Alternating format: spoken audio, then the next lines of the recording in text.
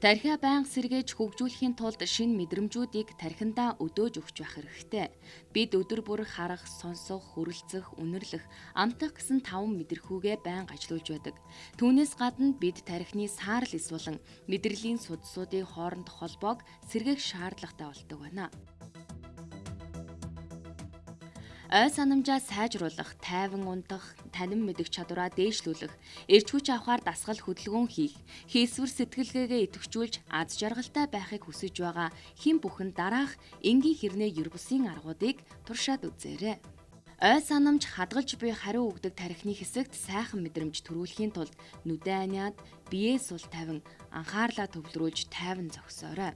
Мэдрэх хэрэгтнүүдийн нэг нь ингэж сэргэхэд таны тархи бусад сэрэл мэдрэмжүүдээр дамжуулан асуудлыг шийдэх чадварыг хөгжүүлэхээс гадна анхаарал төвлөрөлт сайжирч мэдрэлийн шинэ эсүүд төлөвшөхөд нөлөөлнө. Төрөл бүрийн хөгжилтэй тоглоом сэтгэл хөдлөл ой ухаанд сайнаар нөлөөлдөг.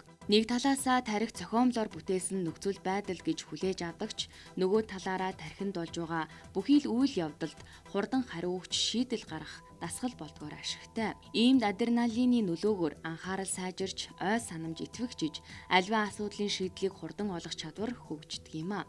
Инээдхөөр хошин шогн яг л бясалгал шиг тархины дасгал болж өгдөг. Альвайг оновчтой тодорхой сэтгэхэд тусалдаг байна.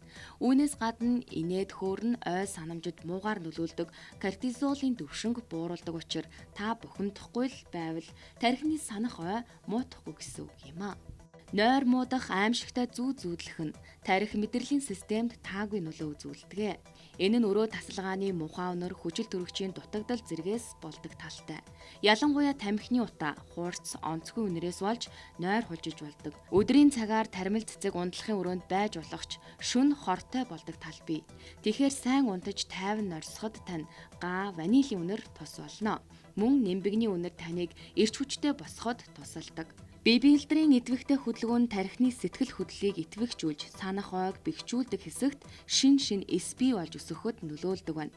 Гүүх юм уу спорт алхаан мэдээлэл тогтоох, анхаарал төвлөрөх, хариу өгөх тархины хэсэгт сайнаар нөлөөлдөг.